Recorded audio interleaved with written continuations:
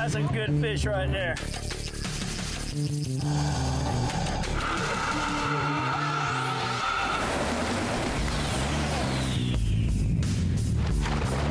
There we go, girl. Woo, man.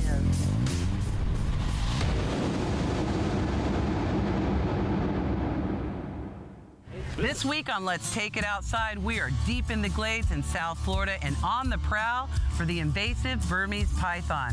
I'm joining my buddies, the Swamp Ape, and we are going hunting. Look, out here, I don't know what we're gonna run into, which is why I've got my snake-proof boots on. Rattlesnakes, moccasins, and big old gators might be the least of our worries. I want you to buckle up and get ready for a wild ride as we're hopping on our airboats and we're heading out.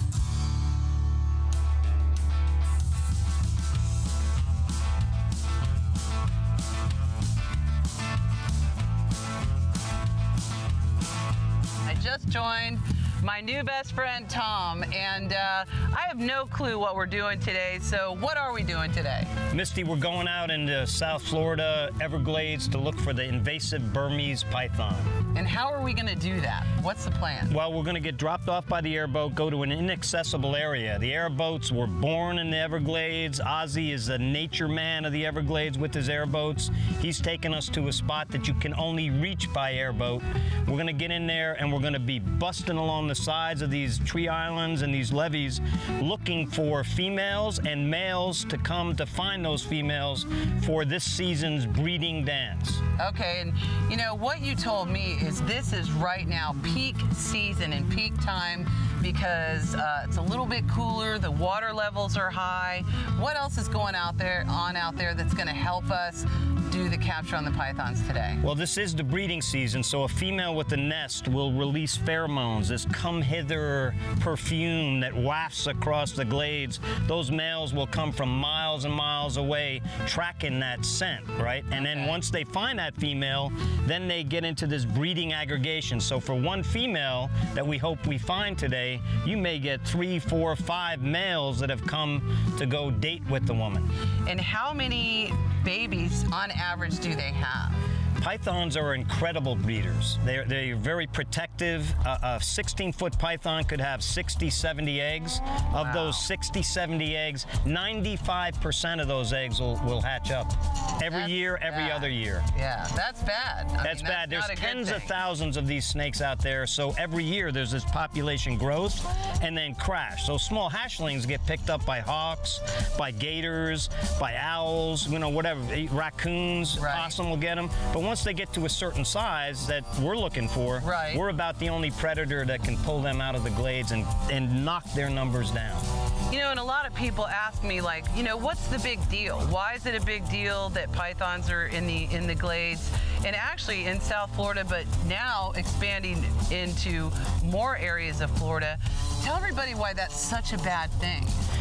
Well, the Everglades is a diverse biological environment, right? And where the pythons have established themselves, 90%, upwards of 90% of the mammals that are native to South Florida are gone. Where the pythons, they're eating machines. These pythons. That's their food source, and they have no predators except for us today. Swamp apes. Yeah, the swamp apes. And Misty. And Misty Wells. This will be my first python hunt, and I wasn't going to go unless I was going with Tom, and we finally made it happen. That's we got quick hands today.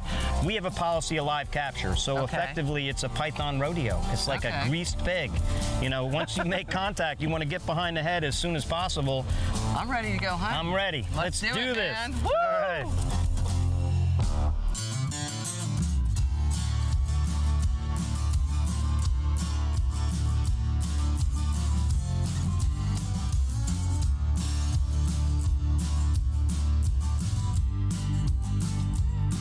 We're about 30 miles in. We just got dropped off by the airboat, and I'm getting ready to follow the hunters in, and it's game on.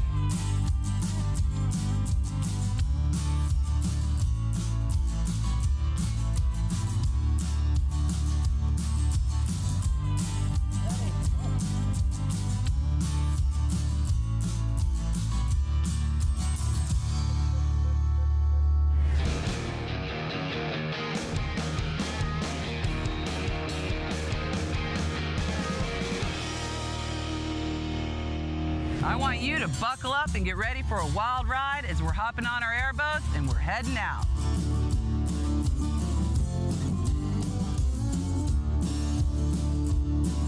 I'm ready to go hunting. I'm ready. Let's do this. Man. All right. What the swamp apes are about are first and foremost the veterans. You know, they come back from their service in this intense situation, and then they're back in civilian life. All that skill set that they had, that they got to utilize over there, a sense of purpose, a sense of mission, that tends to get lost. We are just humbled to be able to help these veterans, and who better than the veterans to enjoy a good life than them? And we have a chance to do something to help them get back on track and readapt while we're removing these pythons. It's a win-win, hands down. It's awesome.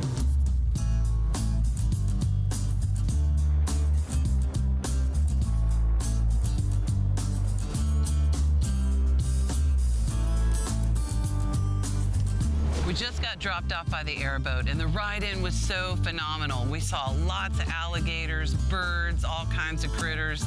We're about 30 miles from civilization, and I am following my crew. We're gonna go do some hunting. If you're thinking about going python hunting, the best way that I can describe it is hours of boredom and walking, punctuated by moments of terror. There's some cattails, right? And then you see some sawgrass. The cattails are going to indicate that there's a high phosphorus level in the water, like farm runoff and that sort of thing. It's throwing off the natural sawgrass flow. And you can kind of know that because that line of trees right there is an old farm canal. This was an area that they were going to develop, right? Oh, wow. Progress back in the day was draining the glades and then have farm, agriculture, and all that until they realized the negative impacts that all that draining did. Right, right. So now progress is returning it to its natural state. Pythons, by nature, like geologic anomalies, like this old levee road that we're on, and like this old farm canal road, this old ditch right here. So as we're going forward, this is a really good target-rich area. It's likely that we're going to see a python, if they're out at all today, in an area that we're coming up on. That's likely where they are. Now, pythons are not poisonous, but they do have rows of needle-like teeth that curve back towards their gullets. Once a python clamps down on, say, your hand or your arm, it'll then begin to coil around and constrict. Well, no pythons yet, but evidence that we're not the only people out here hunting snakes or the only things hunting snakes. This is an otter kill. We've got river otters living in the glades, and they are amazing at avoiding pythons. Very few animals can, but otters can. They're fast. Very fast, agile, and smart, and they kind of got the pythons figured out. I mean, they've been avoiding alligators for a long time, for millennia. Yeah. But this is a brown water snake, you know, a good snake, not an invasive non-native. But the otters will eat them, and it's an otter kill because you can tell because the head is missing. Right. And you know, the otters are used to eating, you know, water moccasins and you know, what we call hot snakes. So they'll bite the head off first. Right, to make avoid it safe, any problems. You know, bring it up here and chew on it. So this one is maybe a couple days old. The good thing about otters here in the Everglades, they will get to, the body will be this long. 40-pound otter.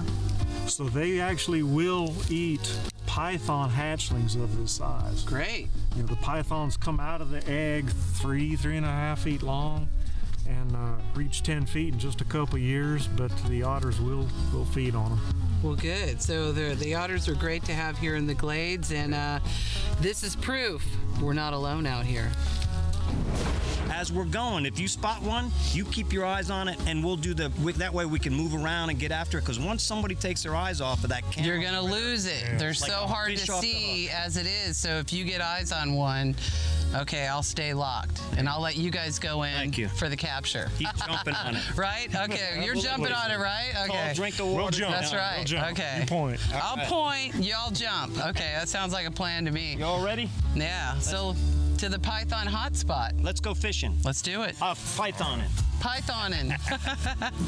Like they say, there's more than one way to skin a snake. You want to find out what happens next? Then don't touch that remote.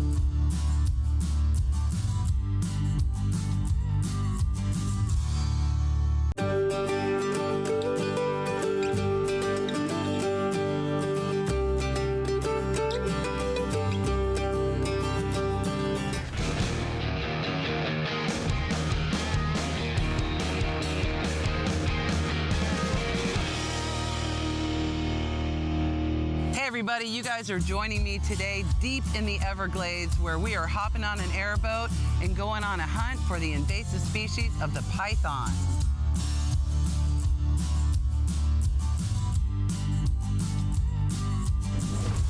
So here's that target area that we talked about. This is a vegetation run right here. They did an old farm canal, part of the old progress. Now it's returning it to nature, and it's been wild for a period of time. Unfortunately, those pythons have found it, and it's likely there's a female up on there. That's what we're hoping for, is a territorial female that draws in all the males from all this vastness. They follow that come hither perfume the female pythons put out, and then they find her. And what we'll see, what we hopefully will see, is a bunch of matted vegetation. They have what's called a breeding aggregation, a breeding ball. So for that one female, you could have 3, 4, 5, 6 males that come out here to get with that female. If we're lucky enough, we actually find one of those breeding aggregations. You know that, like, buy one, get one free? This is like, you find that female, you buy one, you get 4 free, female and the males. There's food around here. You have birds, you have mammals. It's somewhat of a tree island. It's elevated. That's where they're going to be. They're going to be up on the high ground around where the water meets. That's where their food is. Where there's prey, there's always going to be predators. We're going to catch up to Misty and Kurt, and hopefully we hear them start to holler and they found that big breeding ball.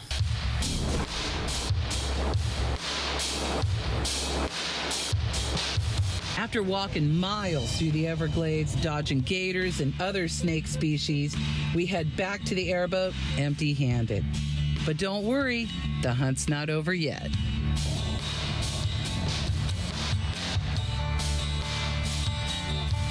So you don't always get what you hope for, right? Right. But you know they're in there. And when I was up on that north end, there was a pad of ground out there. And this is a good indicator that they are definitely in there. Oh, wow. That's a good one. Yeah, this is absolutely a python shed. You can see here, that's a fairly long tail. Right. And if you hold that up to the light, you can actually see some blotching and some patterning. Okay. And then you can see the size of these belly scales here. So you know that python, in Pretty fact, big. It's a decent sized one. I would think at this size, could be a female, but the males tend to come out this time of year looking for the females, and literally they change clothes. Well, they want to shed and put on their Sunday best. Exactly. Like, Yeah. they're looking, they're looking to mate, so they need to put their best foot forward. And they are beautiful. Yeah. I can tell you.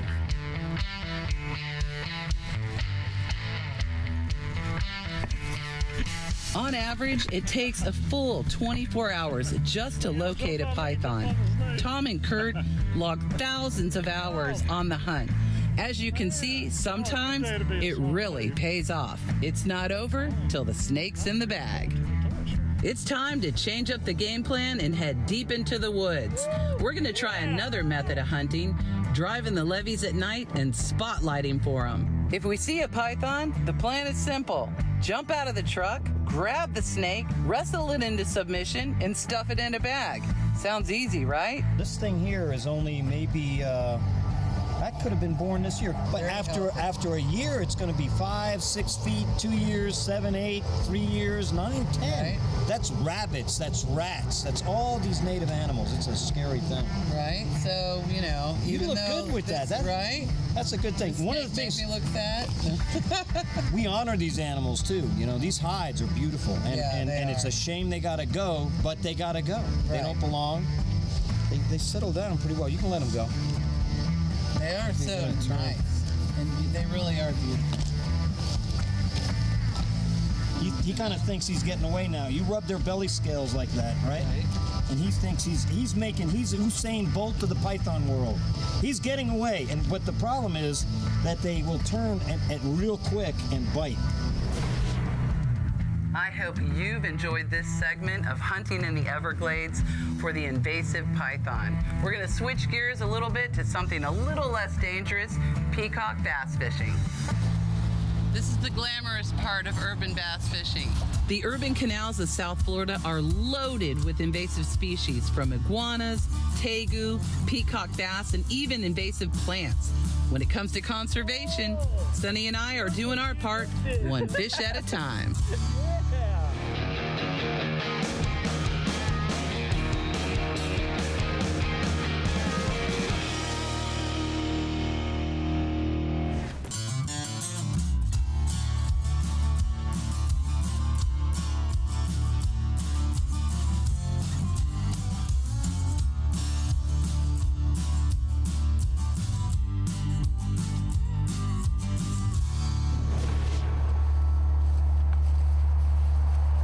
On our way down to the Keys, we pulled over here at a place I like to try and fish for peacock bass, which is another invasive species that we're looking for in this segment. We're in Cutler Bay, and we're using right now little cichlids for bait, keeping really light line because the water is so crystal clear. I know I can see them, and I know they can see us. This is Sonny's first time, right? Catching peacock bass or fishing for peacock bass. We haven't caught them yet. But if you'll look over here, you'll see there's some grass beds. And what I noticed when I was walking by is there was a big old Oscar that caught my eye. And then as we were putting our baits out, from under the grass came a peacock bass and a snakehead, which is another invasive species. So we're gonna try some live bait. We've got some lures as well. We're just gonna throw everything we got at them and see what happens. This is the glamorous part of urban bass fishing.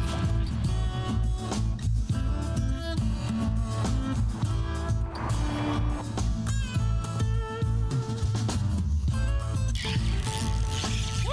Look at that! There you go. Walk this way a little more. Get closer to the bank, sweetie. That's a good one, Sonny. Oh, look what you just did, Sonny. Yeah.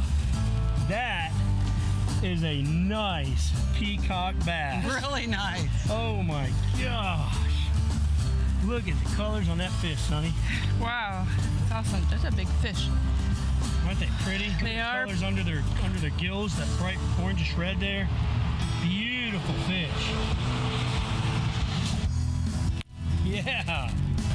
Okay, right now we found the mother lode. I've been watching these peacock bass. There's about 7 or 8 of them right here. We're being really quiet because we don't want to scare them off. We had to go get more live bait, but also we're being careful not to cast a shadow because any noise, any shadows, anything like that is going to scare them off. And I think Sonny and I have a chance for a double header right here.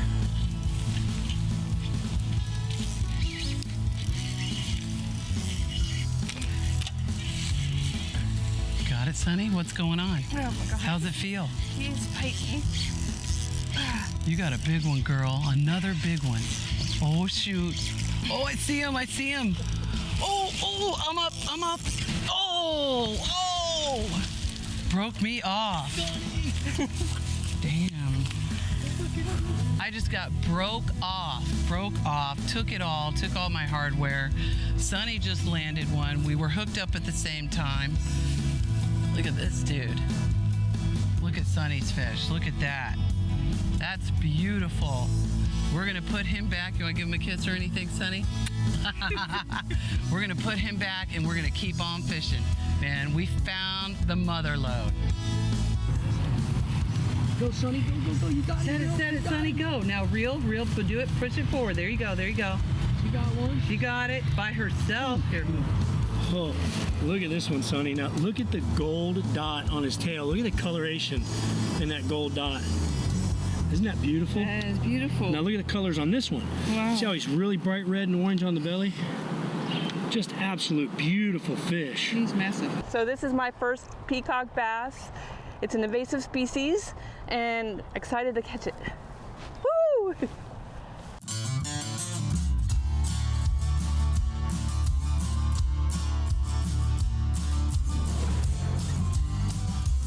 So after watching this episode of Let's Take It Outside, where we're tromping through the Everglades looking for pythons, if that's not really your game, you can come here and meet Jasper at the alligator attraction right here in Johns Pass.